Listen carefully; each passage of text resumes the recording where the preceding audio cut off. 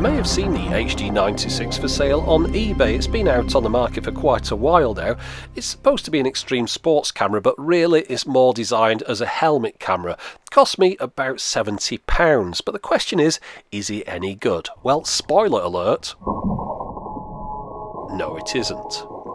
I'll explain why I had to deploy the sledgehammer of justice later, but let's go back to the beginning and just have a quick look at the camera first. So the model, as I mentioned, HD96, this is what's inside the box. There's loads of stuff in here. I'm not going to go into all of it. Suffice it to say, it's all the stuff that you'd expect, but also it's got a microphone with a 3.5mm mini jack on it, which is something not a lot of cameras have. This is the mounting system. It's pretty similar to the way that the mounts would attach to a Contour Roam camera, except this one has to be sort of assembled first. But the way that I mentioned that is you've got these kind of lines that's on the side of this thing, and those slide into it. That's a similar system to the Contour system, which works very well on those cameras. So I'm glad someone's copying it. It's not compatible with that. It's different size. That one might go on some sort of goggles or something, that particular mount. This one, it's got strap holes on it, so you could put straps through it, I suppose. There's 3 of these adhesive ones. These are the ones I'm going to attach to my motorcycle helmet later on in the video. You take that tape off and it sticks to the helmet of your motorbike like that. And the final thing is a handlebar mount here, again rotatable. Of course this one you wouldn't put like that, you put that way up, and then of course you twist the lens, because that's the big feature of this camera. It's got this rotating lens on it, and similar to the Contour cameras, it's also got a laser level, so you can get your horizon straight. You put the camera on at an angle and then you twist the lens to make sure that it's pointing straight. It's a very good system that works well on the Contour. We'll explain, or I'll explain why it doesn't work particularly well on this one later on. The camera itself got a LCD screen back here, 4 buttons down the side. On the left of that screen you've got a speaker and a microphone. Of course we've got that lens on the front there, which can go all the way sort of 180 degrees or more, maybe 270. Lanyard hole, tripod hole, those are the rubber things that hide the microphone in socket on the bottom there, and the USB charger data transfer lead. Big slider switch on this side to start the recording. It won't turn the camera on, the camera has to be on, and then that'll start the recording. The buttons on the top, that front one will start that laser off, the middle one is the power on off switch, and the back one is a photo button. So we'll switch the camera on by just tapping the middle one. It doesn't need to be held down, it just taps, it comes straight on, which is a bit annoying because it can be switched on by accident.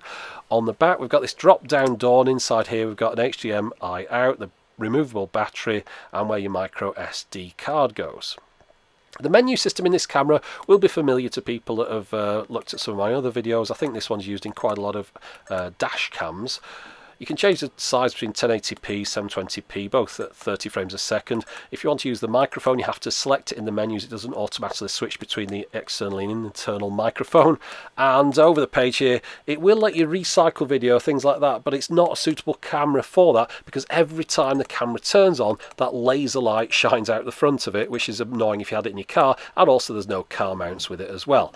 Now if we start it recording by sliding the switch on this side, you'll see the indicator on the screen shows that the camera is recording. The only other thing that shows is that LED on the front, which is a bit of a funny place because when you're holding it, looking down at it, there's nothing to show you. That one on the back's just to show you when it's charging.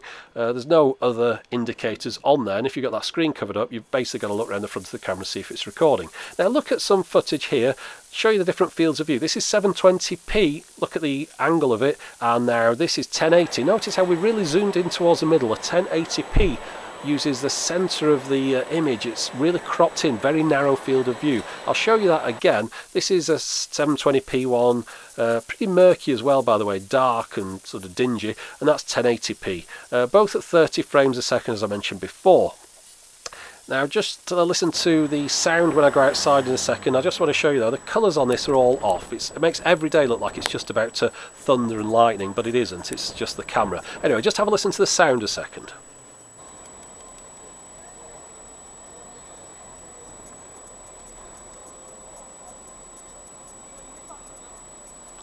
Okay, so that doesn't sound good at all. That high-pitched whine isn't in your head, it's actually on the recording. But this camera isn't really designed to be carried around like this. It's more supposed to be on the side of a helmet, like a motorcycle helmet, which is where I'm going to stick it now using one of those supplied mounts.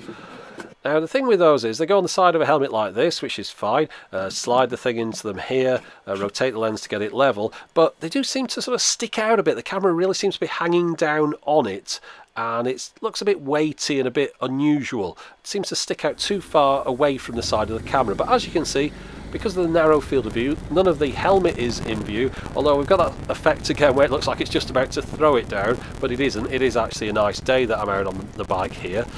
The video quality is alright, it's passable. The sound quality isn't as good. In fact, I do try and do some sort of vlogging, your moto vlogging, where you've got the microphone in the helmet and you're talking into it using the supplied mic. So let's just have a listen to that and see how I get on. So despite the fact that this camera has got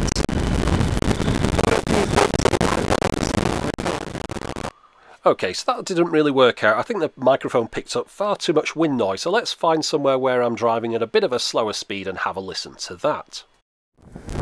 Very little to recommend this camera really. It does have a mic in socket, which is something that a lot of people are looking out for, but I'd suggest look for a different camera with a mic in socket, or just keep your money in your PayPal account for the moment, because to be honest, this isn't going to be the camera that's worth spending your money on.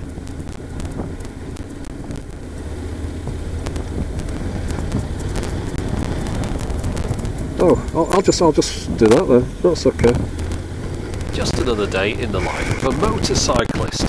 Now let's have a look at some of the other things that are wrong with this camera other than the video and the audio, like this one. You can record, as you can see here, but the switch is off. Sometimes when you switch the recording off, it doesn't switch off. That switch is a bit intermittent. The button on the top, the power button, gets stuck underneath the inside of the case. The camera itself is a bit of a pain anytime you want to mount it or change any settings, because you have to sort of disassemble it, mess with the menus, then put it all back together again. Having that screen underneath that cover is a bit annoying. These mounts are hopeless. The ideas seem pretty good, but no, absolutely rubbish. They're too loose, and they get looser and more loose, or should I say, as you use it. So as you can see, after a while, the camera will just fall straight off them. There's no grip in there at all. Another thing with it, they don't stick to your helmet. The first time I put one of these on my motorcycle helmet, it just fell straight off when I started getting on the bike. The camera fell off in the garage, and that's because this sticky stuff, which I've got in my finger now, should have to be attached to that piece of rubber. It just comes straight off. So I had to put some different 3M tape on it just so I could take it out. And that lens, whilst a good idea, is very badly implemented. It doesn't have any notches on it or resistance. It just slips around loosely and will move itself out of position at the blow of the wind or a vibration or anything. It's terribly done. So to sum up, we've got bad quality video, a narrow field of view in 1080p, poor quality, whistly or crackly sound, that loose lens, a terrible mounting system, an intermittent record on-off switch and a sticky power button. Just can't be recommended at all, this camera. Now, one question I do get asked by quite a few people, what do I do with cameras after I finish reviewing them? I don't know why people are so interested in this, but anyway, I'll explain. Some I keep for future use, and you'll have seen in multiple videos. Some I've given away to friends and family. I've even dropped some off at charity collections. I don't sell them. If you've ever seen UK self-assessment tax returns, you'll understand why. There's pages for each thing that you sell on like that. Also, I can't be bothered going to the post office. Now, this one was way below the standard I'd be happy to pass on to anyone, hence the sledgehammer of justice. It was the best thing that could happen to it. It's my camera, my money, my sledgehammer. I can do what I want with them. It's not like I'm that Danish zoo that seems to be killing off all its animals. Anyway, that's it for the moment. As always, thanks for watching.